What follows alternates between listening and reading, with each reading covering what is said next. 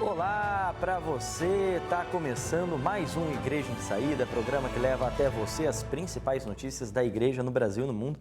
Que bom ter a sua companhia nessa quarta-feira e vamos juntos agora então ficar por dentro de tudo o que acontece na nossa igreja, viu? Que bom que você está aqui conosco. E a gente começa trazendo reportagens, como de costume às quartas-feiras, da TV Horizonte, isso porque a Arquidiocese lá de BH promoveu no último fim de semana a 4ª Romaria pela Ecologia Integral para conscientizar sobre os cuidados necessários com a casa comum. A 4ª Romaria Arquidiocesana pela Ecologia Integral promoveu caminhadas, reflexões e trocas de experiências em prol da sociedade e do planeta Terra. A gente fez um processo de formação na PUC Minas, com a participação de diversas lideranças da Arquidiocese de Belo Horizonte, e surgiu a partir dali uma demanda, como eu disse, legítima da comunidade de Pinhões, nesse processo de formação para a Ecologia Integral, que adere junto com o Vicariato e a PUC Minas, a gente tem promovido, com o Ânima PUC Minas também, e isso surgiu de forma muito natural, espontânea, enquanto uma demanda socioambiental. Hoje nós temos um momento que representa, que vai culminar nesse grande encontro. Mas isso é um processo de formação contínua, como qualquer movimento socioambiental. A Romaria foi realizada no distrito de Pinhões, em Santa Luzia, e trouxe temas relacionados à preservação ambiental e cultural da região. É uma alegria de estar participando dessa 4ª Romaria Arquidiocesana pela Ecologia Integral.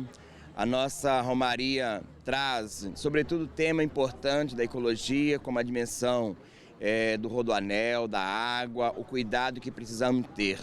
Diante desse contexto, às vezes, a nossa realidade, precisamos olhar mais pelo meio ambiente, pela água, enquanto que as nossas autoridades às vezes não percebem isso. Então, o nosso cunho especial nesse dia de hoje é fazer com que as nossas autoridades possam enxergar o cuidado com a nossa casa comum, o cuidado com a natureza, o cuidado com a realidade da água, o cuidado também, sobretudo aqui, com a realidade dos povos primitivos. Nós estamos aqui num território ancestralíssimo, que é uma das regiões do início do povoamento do ser humano na América Latina, próxima aqui ao Cárter de Lagoa Santa. Esse território aqui de Mata Atlântica e Cerrado, desse encontro de Mata Atlântica com Cerrado, está na bacia hidrográfica do Rio das Velhas, que é um território que começou a ser colonizado pelos portugueses ali em torno de 1740. Então aqui é um território de uma biodiversidade gigante. O conceito da ecologia integral aborda a relação entre as pessoas e o mundo, baseado na cooperação e reciprocidade. A Romaria Arquidiocesana procura inspirar cada um no cuidado com a casa comum. A importância é concretamente a nossa mobilização. Quer dizer, nós não podemos ficar apenas num discurso, que às vezes é bonito, é até interessante, mas o discurso deve nos levar à prática, à ação e posicionamentos concretos, contribuindo com a consciência das pessoas, das comunidades, sobre a importância de onde nós vivemos, a riqueza que nós temos. E a gente segue falando desse cuidado aqui no programa, isso porque o Supremo Tribunal Federal deve retomar hoje o julgamento do marco temporal. A Corte analisa se a demarcação de terras indígenas deve seguir o critério segundo o qual indígenas só podem reivindicar a demarcação das terras ocupadas antes da data da promulgação da Constituição, ou seja, 1988. O caso começou a ser julgado pela Corte em 11 de junho de 2021, mas foi interrompido em 15 de setembro daquele mesmo ano, quando o ministro Alexandre de Moraes pediu vista, ou seja, mais tempo para analisar o processo.